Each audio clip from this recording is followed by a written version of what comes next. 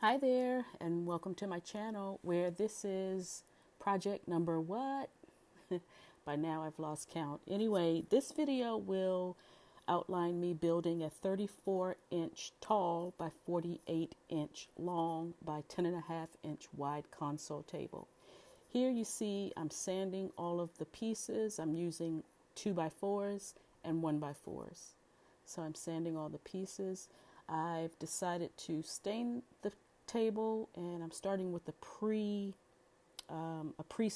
which will do great in allowing the wood to receive the actual stain a lot more evenly.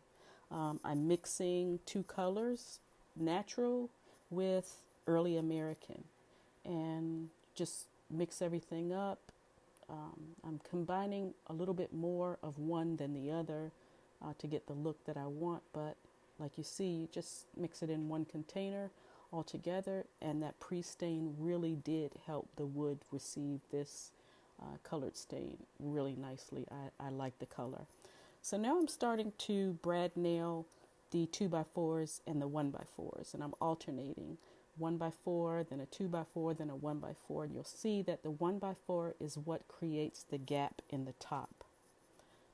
So here's a little bit of the progress. I also used wood glue in between each piece so that it's really strong. And again, like you say, the 1x4 is what creates this gap in the top.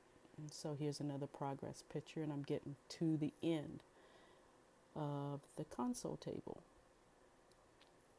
And when I tell you this table is heavy, it is heavy. But it looks good. So here I am struggling to get it into place. And like I said, it's heavy. So let's just cut to the next frame where it's all lifted and it looks good. I'm happy with the stain. I'm happy with the design. Everything looks good.